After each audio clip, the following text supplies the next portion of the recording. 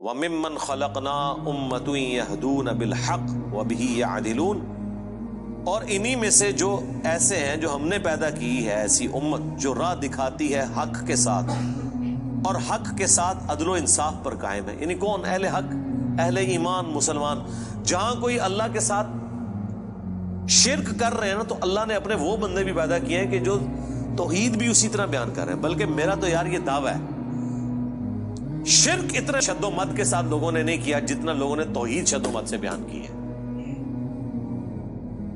تو اللہ تعالیٰ ایسے بندوں پر فخر کرتا ہے جو اس کی توحید کو بلند کرتے ہیں. سبحان ربک رب العزت عما یصفون.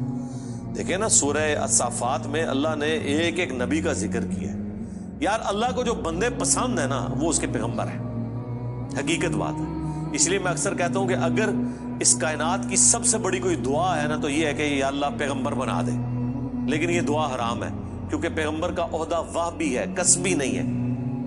وہبی ہے یعنی گاڈ گفٹڈ، کسبی یعنی ایفرٹ پٹ کر کے نہیں آپ حاصل کر سکتے. اگر اس کائنات کی کوئی سب سے بڑی دعا ہے نا تو یہی ہے کہ اللہ پیغمبر بنا دے، تو یہ تو پاسبل نہیں. تو اس کے بعد دوسری دعا یہ ہے کہ ہمیں قیامت میں اور جنت میں انبیاء کا پڑوس نصیب فرما. آمین. اس سے بڑی کوئی دعا ہو ہی نہیں سکتی. تو اللہ کو اپنے پیغمبر اتنے پسند ہیں، اللہ تعالیٰ اتنی تعریف کر رہا ہے ابراہیم کی کہ اللہ تعالیٰ کے لیے بس ابراہیم ہی ہے انسانیت میں. اس طرح ذکر ہے. اللہ تعالیٰ کیا فرماتا ہے؟ ابراہیم جس نے ہم سے وفا کی، سورہ النجم میں.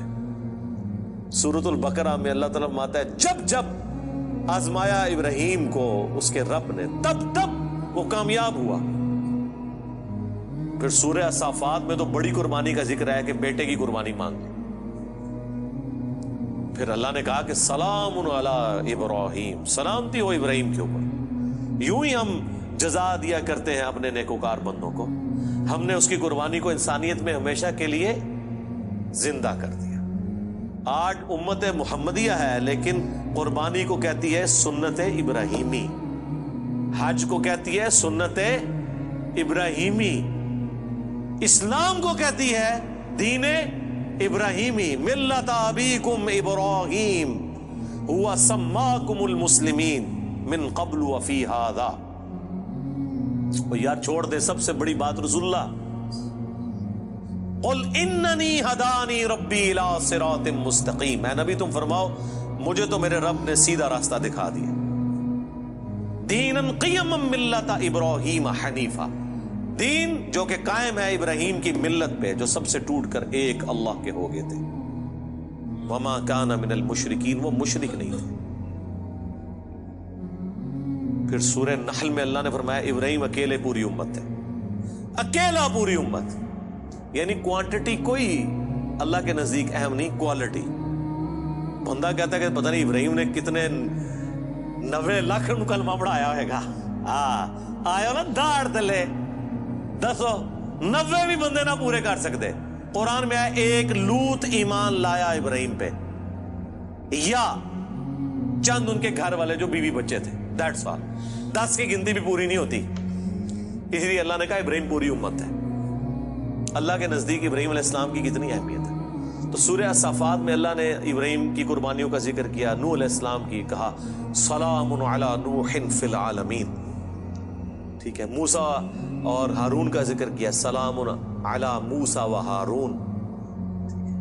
اور پھر اللہ تعالیٰ نے اینڈ پہ جا کے کنکلوڈ کیا سورہ الصافات میں تمام انبیاء پہ الگ الگ ذکر کر کے ان پہ سلامتیاں بھیج کے اینڈ پہ اللہ نے کہا سبحان ربک رب العزت عما یصفون. تیرا رب پاک ہے ہر اس شرک کی برائی سے جو لوگ اس کی طرف منسوب کرتے ہیں. کسی کو یہ ٹینشن نہ ہو جائے کہ اگر اللہ کے ساتھ کوئی شرک کرتا ہے یا اللہ کے لیے برے نام رکھتا ہے یا مخلوقات میں سے کسی کو اللہ کے برابر ٹھہراتا ہے تو اللہ کو کوئی ٹینشن ہو گئی ہے. نو، سبحان ربک رب العزہ، بے شک تیرا رب جو عزت والا ہے، پاک ہے، بلند ہے اس شرک سے جو لوگ اس کی طرف منسوب کرتے ہیں. وَسَلَامٌ عَلَى الْمُرْسَلِينَ. اس کے اندر پتہ کیا درد ہے؟ اللہ کہتا ہے ہمارے لیے تو ہمارے پیغمبر ہی کافی ہیں، سلامتی ہو ہمارے پیغمبروں پر، انہوں نے ایسا حق ہمارا ادا کیا کہ پوری انسانیت گمراہ بھی ہو جائے نا ہمیں کوئی پرواہ نہیں ہے۔ ہمارے جو سچے بندے تھے، ابراہیم، موسیٰ، عیسیٰ، نوح، آدم، محمد رسول اللہ صلی اللہ علیہ وآلہ وسلم، ان پر سلامتی ہو، والحمدللہ رب العالمین، اور تمام تعریفیں پھر اللہ کے لیے۔ اس لیے میں نے درود شریف پہ جو لیکچر دیا تھا نا، اس میں بھی میں نے کہا تھا کہ سب سے بیسٹ درود وہ قرآن کے اندر آ گیا ہے، سبحان ربک رب العزت عما یصفون وسلام علی المرسلین والحمد للہ رب العالمین۔ آپ کو مزے کی بات بتاؤں، یہ جو حدیث ہے نا بخاری مسلم کی، کہ نبی علیہ السلام فرض نماز کے بعد پڑھتے تھے لا الہ الا اللہ وحدہ لا شریک لہ لہ الملک ولہ الحمد وہو علی کل شیء قدیر اللہم لا مانع لما اعطیت ولا معطی لما منعت ولا ينفع ذا الجد منک الجد۔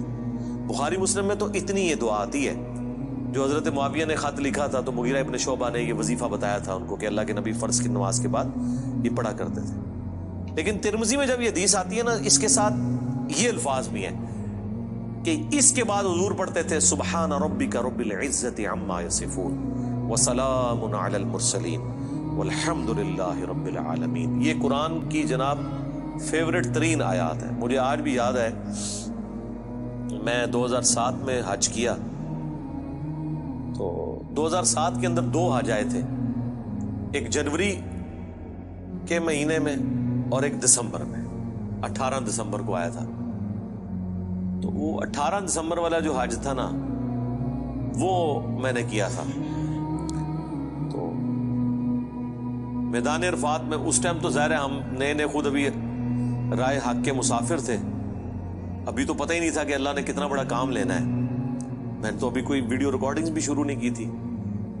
تو میدان عرفات میں مجھے آج بھی یاد ہے، میں جب دعائیں کر رہا تھا نا، تو مجھے ایک چیز جو میرے دل میں غم کے طور پہ تھی کہ دنیا کتنی شرک میں ڈوبی ہوئی ہے، اور پیغمبر دنیا میں آتے ہیں، کوشش کرتے ہیں، ایفرٹ پٹ کر کے چلے جاتے ہیں، لیکن پھر بھی ہدایت جن کی نصیب میں ہے وہ حاصل کرتے ہیں جو ایفرٹ پٹ کر رہے ہوتے ہیں۔ تو اللہ تعالیٰ نے اتنی بڑی کائنات بنائی، اتنی مخلوقات پیدا کی، لیکن اینڈ رزلٹ یہ نکلا ہے۔ دنیاوی طور پہ تو ہم اسے ناکامی سمجھ رہے ہیں نا کہ اتنے بندے پیدا کیے تو وچوں جڑے کم دے بندے نے وہ چند ہی کی نکلے نے، باقی تو سارے فارغ ہو گئے، ٹھیک ہے۔ تو اب دنیاوی اعتبار سے تو ہم شاید اسے کریٹر کی کمزوری سمجھ رہے ہیں، لیکن اللہ تو بے پرواہ ہے، اللہ کو تو کوئی فرق نہیں پڑتا، سارے جہنم میں چلے جائیں، سارے جنت میں چلے جائیں، اللہ کو کوئی پرواہ۔ تو اس کے اوپر میں بہت زیادہ ایمفسائز کر رہا تھا اور میں بڑا پریشان تھا۔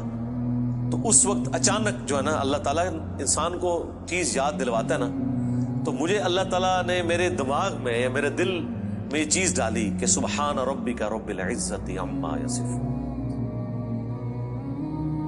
تمہارا رب پاک ہے جو عزت والا ہے ہر اس شخص کی برائی سے جو اس کے ساتھ شرک کو منسوخ کرتا ہے، وسلام علی المرسلین، رسول ہی کافی ہیں۔ ویسے تو اللہ رسولوں کی عبادت کا بھی محتاج نہیں ہے، لیکن اگر اللہ تعالیٰ نے مخلوقات میں پیدا کیا تو وہ رسولوں نے ایسا بیسٹ پرفارم کیا ہے کہ اللہ کہتا ہے ہمارے رسول ہمیں کافی ہیں، والحمدللہ رب العالمین، تعریفیں تو ساری اللہ کے لیے۔ تو میں نے پھر اس وظیفے کو ہمیشہ حرز جان بنا کے رکھا ہے۔ میں ہمیشہ کوشش کرتا ہوں کہ میں اپنی ہر نماز کی پہلی رکعت میں یہ سورہ فاتحہ کے بعد پڑھوں، سبحان ربک رب العزت عما یصفون وسلام علی المرسلین والحمد للہ رب العالمین۔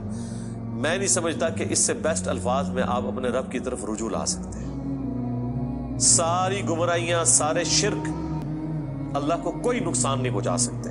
سبحان ربک رب العزت عما یصفون۔ اور اللہ کے بعد اگر کوئی حقدار ہے نا کہ اس کا شکر ادا کیا جائے تو وہ اللہ کے پیغمبر ہیں، جنہوں نے کمٹمنٹ کے ساتھ اللہ کی مخلوق تک اپنا پیغام پہنچایا، اور وہ اللہ نے اس میں ایڈ کر دیا وسلام علی المرسلین، سلام ہو رسولوں کے اوپر، والحمد للہ رب العالمین، اور تمام تعریفیں اس رب کے لیے جو سارے جہانوں کا پالک۔ تو میرے بھائی قرآن جس کو پاپا مانتا ہے نا وہ پیغمبر ہوتے ہیں، باقی آپ کے بنائے ہوئے پاپے ہیں، باقی سارے فالوورز ہوتے ہیں۔